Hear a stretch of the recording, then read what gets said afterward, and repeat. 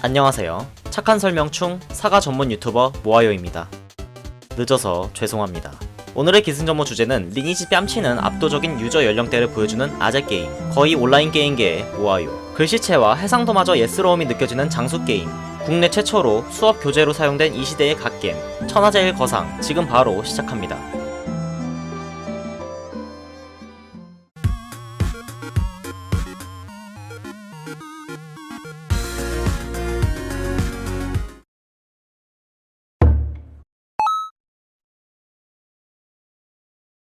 (90년대) 중후반 워크래프트2와 스타크래프트의 엄청난 인기로 전략 시뮬레이션 장르가 대세였던 시기가 있었습니다. 요즘의 양산형 게임이 RPG라면 당시의 양산형 게임은 전략 시뮬레이션 게임일 정도로 국산 게임 회사에선 너도나도 이 장르에 도전을 했었죠. HQ팀도 그중 하나였습니다.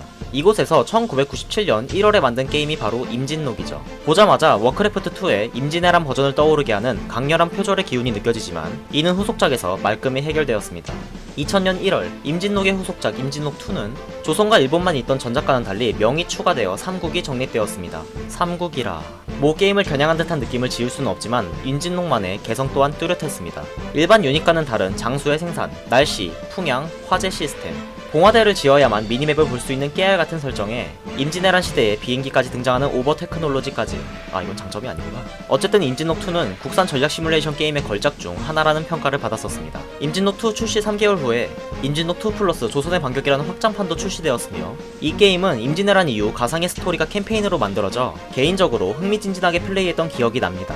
그 밖에 국산 전략 시뮬레이션 게임에 대해 궁금하시다면 제가 우연히 예전에 만들어놓은 이 영상을 참고하시면 좋을 것 같습니다. 찡끝. 임진록이 잘 나간 건 알겠는데 그게 뭐 어쨌다는 거지? 라는 의문이 들 수도 있습니다. 사실 오늘의 주제인 거상은 임진록2 플러스 조선의 반격에 부록 게임으로 등장했었으며 CBT 시작 당시에도 임진록 온라인 거상이라는 이름으로 나왔습니다. 워크래프트3와 월드 오브 워크래프트의 관계와 비슷하다고 볼 수 있겠고 두 개의 게임 모두 원작을 잡아먹었다는 특이점이 있네요. 천하제일 거상은 2001년 7월에 임진록2 플러스 조선의 반격 게임 파일을 이용한 알파 테스트를 실시했으며 2002년 4월에 정식 서비스를 시작했습니다.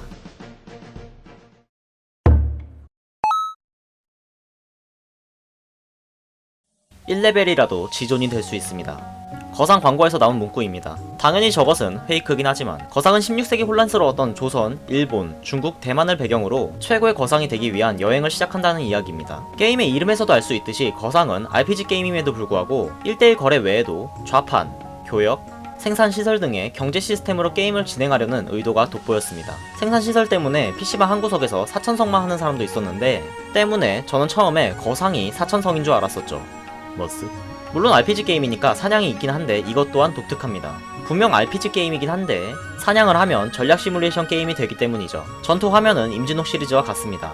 전투 시엔 본 캐릭터와 용병이 함께 싸우는데 각각의 용병은 고유의 기술을 가지고 있습니다. 용병 조합에 따라 전투 전략이 크게 좌우되기 때문에 자신만의 용병 조합을 짜는 재미도 쏠쏠했죠. 물론 이 용병 또한 사고 팔 수 있습니다. 거상의 개발자는 역사와 경제, 그리고 전투를 적절히 배합하려고 노력했다고 하며 노가다와 같은 반복 플레이가 온라인 게임의 폐허라고 생각했다고 합니다. 그런데 거상에서 노가다 빼면 시체인 것이 함정. 16세기를 배경으로 한다는 점 때문에 우리는 엄마에게 역사 공부를 하는 게임이라는 혼이 담긴 구라를 칠 수 있었으며 실제로 거상을 플레이하다 보면 한국의 지리는 기본이고 대만, 중국, 일본의 도시 위치나 특징, 특산물 정도는 알 수 있었습니다. 이 시절 거상의 특징으로는 포박수를 사용하여 몹을 예쁘게, 사냥하기 좋게 포박한 후 폭래격이나 지진술 등으로 마무리를 하는 방식이었습니다. 이 당시 힘을 찍으면 포박 시간이 길어진다는 헛소문 때문에 힘 찍은 유생이 저작거리에 종종 보이곤 했죠. 그중 한 명이 저였습니다.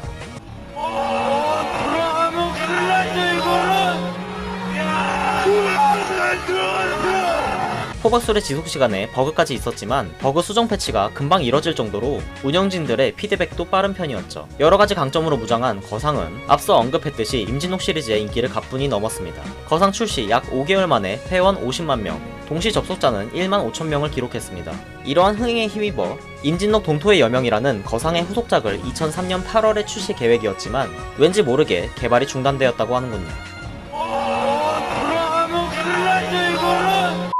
아직 전 아니에요. 거상은 2003년 11월 중앙대학교 경영학과 4학년 교재로 채택되는 믿기지 않는 사례가 있고 비슷한 시기 추가된 파티 시스템과 각종 이벤트, 던전 추가, 용병들의 각종 밸런스 패치 등의 영향으로 최고 동시 접속자 7만명, 전체 회원수는 300만명을 넘어섰다고 합니다. 한때 거상의 매출액이 리니지의 매출액과 비슷하다는 소문이 돌 정도로 엄청난 흥행을 했던 게임임에는 틀림이 없습니다.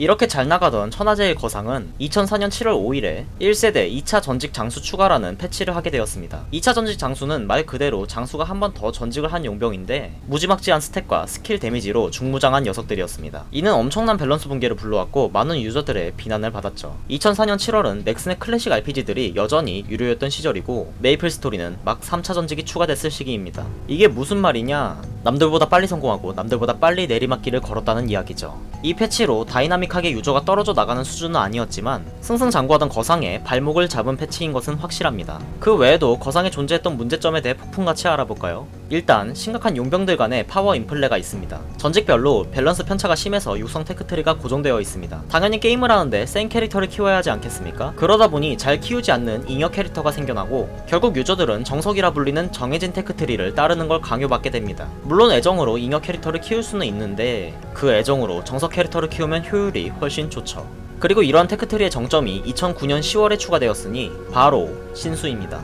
그중 기린이라는 친구는 바로 아랫단계의 용병보다 딜이 2배에 가까우니 바야흐로 기린 온라인의 시대가 시작된 것이죠. 그런데 이 신수를 누구나 가질 수 있느냐? 당연히 아닙니다. 다음의 문제점으로는 너무 높은 진입장벽입니다. 에이, 오래된 게임이 진입장벽 낮은 게 어딨나 라고 할 수도 있습니다. 하지만 거상은 차원이 다릅니다. 2차 장수까지는 노력으로 쉽게 다다를 수 있다고 볼 수 있으나 2차 장수 바로 위 컨텐츠가 신수입니다. 문제는 2차 장수와 신수 사이에 갭이 심하다는 것이죠. 별의 별 똥꼬쇼와 지갑전사의 위력으로 힘들게 신수를 구했다? 짜잔! 신수의 상위 시스템이 2015년 12월 22일에 추가되었습니다. 이름하여 사천왕. 참고로 이 사천왕은 현재까지도 유저들이 대부분 쳐다볼 수도 없는 수준의 용병이라고 합니다. 거상을 플레이하려면 현질만 하면 되느냐? 그것도 아닙니다. 더욱 강렬한 똥꼬쇼와 캐시도 해야 하죠. 참고로 거상의 캐시 아이템 가격은 어마어마하게 비쌉니다. 가장 기본적으로 국적을 바꿀 수 있는 귀하의 서약이 15,000원. 여기서 끝이 아니라 내 국가를 다 돌려면 6만원이 들어가는데 이렇게 내 국가를 돌면서 장수의 조합을 꾸리는 것이 게임의 시작입니다. 그 외에 장수의 보유 횟수를 늘리는 손자 병법이 24,000원. 참고로 4개가 필요하죠. 여기에 각종 경험치 보너스, 사냥에 도움이 되는 기간제 캐시 아이템은 필수. 다행히도 거상은 캐시로 인한 사행성은 거의 없는 편이라고 합니다. 사행성 없는 게 다행인 시대가 되었군요. 그 다음으로 다중 클라이언트, 일명 다클라, 멀티입니다. 다클라는 거상의 시스템을 악용하는 사례였습니다. 그러나 현재 믿기지 않겠지만 거상 제작진 측에서도 다클라를 고려하여 게임을 운영하고 있는 것으로 알려졌습니다. 다클라를 이용하여 파티 사냥의 장점을 혼자 누릴 수 있게 되어 이를 사용하지 않는 사람이 상대적으로 박탈감을 느낄 수 있으며 거상은 나름 방치형 플레이가 가능하기 때문에 그 효율은 배가 되고 사람이 많은 도시 서버인 백호 서버와 주작 서버 한정으로 서버 폭발의 주요 원인으로 꼽히고 있습니다. 참고로 무자본 유저는 다클라조차 불가능하다고 하네요. 그 외에도 1024, 768이라는 15년 전으로 돌아간 듯한 해상도, 고사양 PC로도 커버가 불가능한 프레임 드랍, 모든 고인물 게임의 문제점인 길드 내부의 심각한 침묵질, 만든 이유를 짐작하기 어려운 수많은 잉여 던전들까지 거상은 수많은 문제점들이 꼽히고 있는 상황입니다. 개인적으로 거상이라는 이름에 잘 맞던 초기의 게임 기획과는 달리 지나친 사냥 위주의 게임이 되었다는 데에서 제목값 못하는 게임이 돼버린 것이 안타깝다는 생각입니다.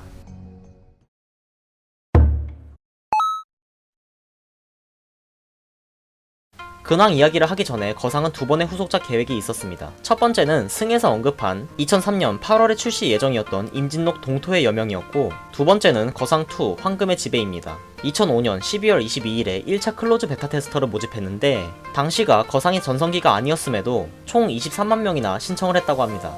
몇 번의 테스트를 거친 뒤 유저들의 기대를 모았고 귀신같이 개발이 취소되었다고 하네요. 띠용. 거상 영혼전기라는 모바일 게임도 2016년에 출시되었습니다. 그러나 모바일, 이 게임은 머릿속에 박혀있는 저의 강렬한 편견이 또 한 번 현실이 되게 만든 게임이었습니다. 거상이라는 이름만 달고 전혀 다른 양산형 게임이었죠. 이 게임은 2017년 12월 31일에 서비스가 종료되었습니다.